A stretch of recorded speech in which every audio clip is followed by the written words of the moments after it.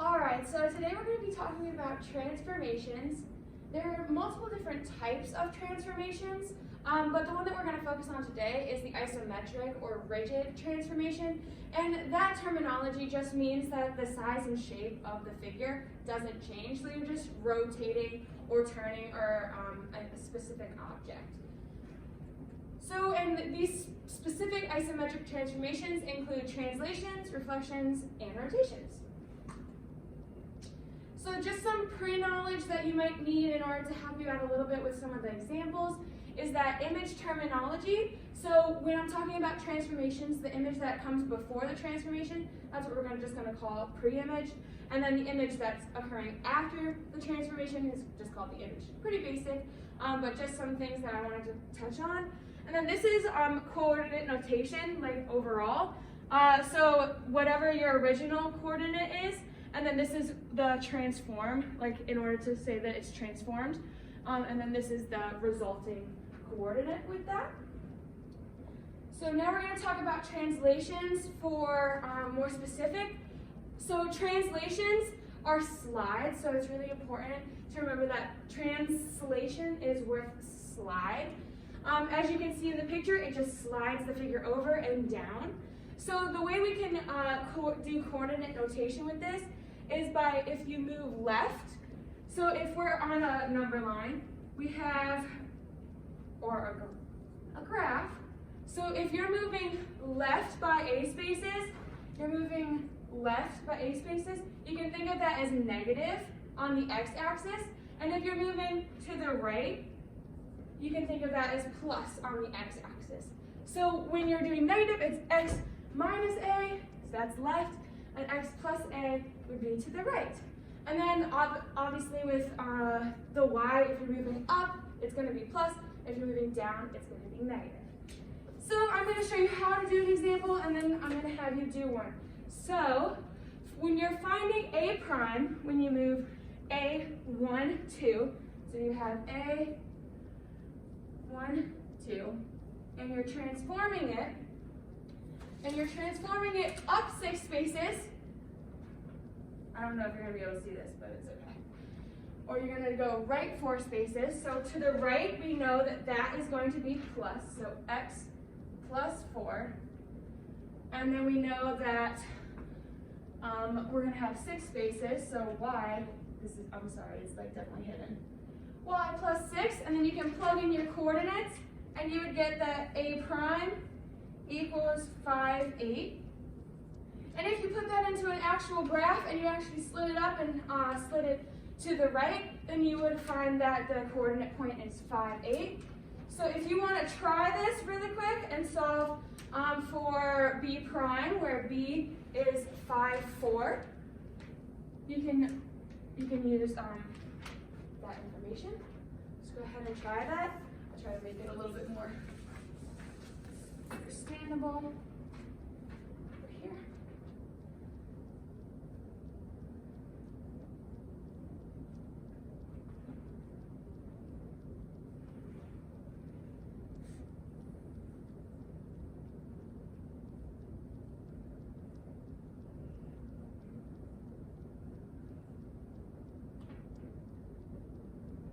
All right, so if you kind of completed that one, you would have had B5, 4, and then you would have plugged in that we are moving to down 8 spaces, and we're moving to the left 5 spaces, and then we'll find that our ultimate coordinate is 0, negative 4. All right, so now going on to reflections. So reflections, it's cool to know that reflection is flip, so you're going to be flipping it over an axis. So when we're using like coordinate notation, it's kind of going to be a little bit different than what we were doing with translations. So I'm just going to demonstrate really quick. So when you have x equals a, or it's a vertical line on your graph or on your that you're reflecting over, you'll use 2a minus x, and then y would just be y still. So for example, let's find c prime. So c prime when c is negative 1 and 2. So we'll have that transformation. And then we'll have c prime is 2, so that 2. times the A. So we have our A is equal to our X, which is equal to -3 in this situation.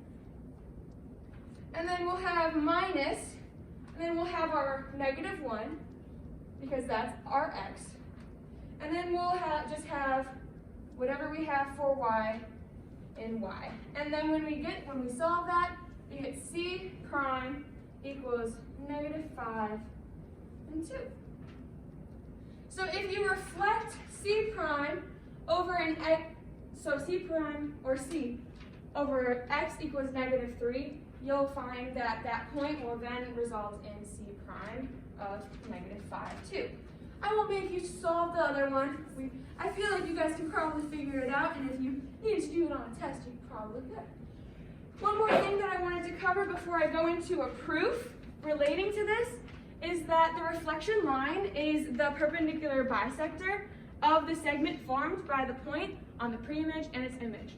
So if this is the pre-image point and this is the image point, they're the same points on the image, but this perpendicular, the reflection line is the perpendicular bisector of that segment. So that means that these two segments are equivalent or congruent, and then this also forms right angles. So that's going to be important when we talk about proofs.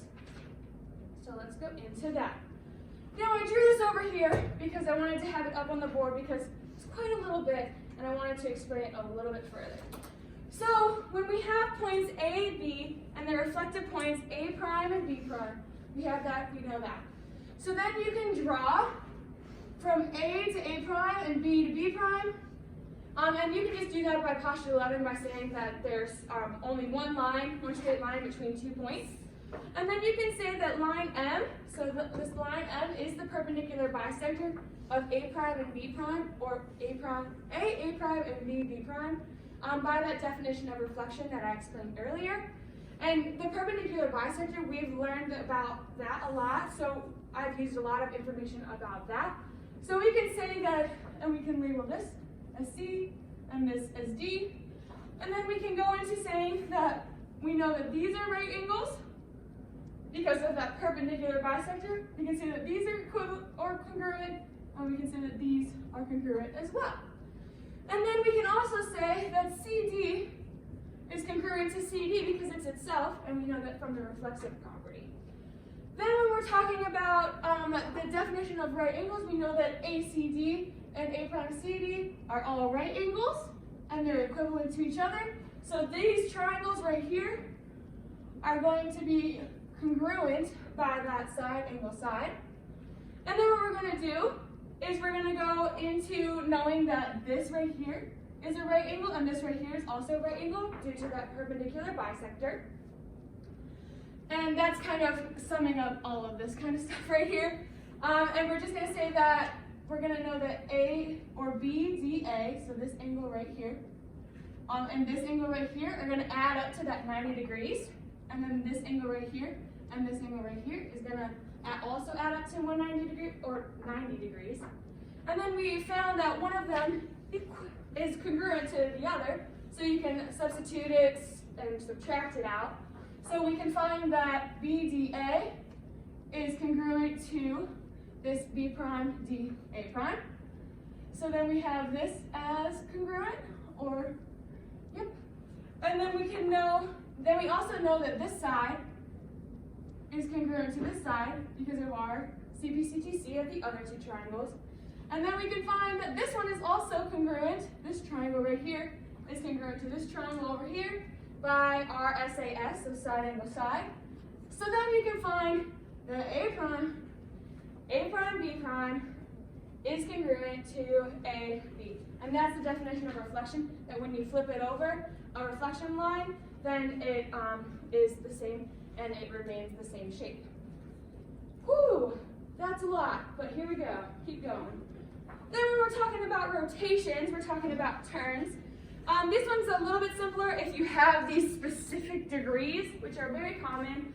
If you don't, it has like a whole bunch of sines, cosines. I didn't want to deal with that for right now, so we're going to just look at E and 3/5 or 3/5. And if we're rotating it about the origin by 180 degrees, we just plug in our 3 in our formula up there, and our 5 in our formula up there. So E prime is -3, -5. This one is very similar. You just have to flip it and do a little bit of adjustment with that. And when we're talking about construction, so the construction, this is the construction over here, and we're rotating the isosceles triangle, so ABC, about point A. All right, so you just basically draw a circle with center A with those isosceles legs, and then you also rotate that about point C at whatever degree you would like, and then you can draw a C prime, and then you can go into finding B prime, C prime by using the length of the radius of CB around C prime.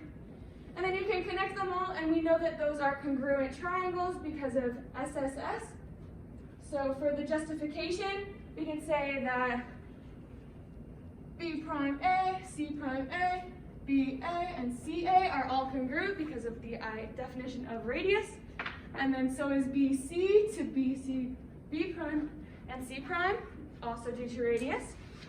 And then you can say that since we know all of those are congruent, we can say that the triangles are congruent to each other, and thus that you rotated the original shape, and you did not change the shape at all, so thus you have rotated it about that point A, because it shares that point A. And that is how you do constructions of a rotated figure. And that is all I will be talking about today, so thank you so much for listening. That was a lot. Whew.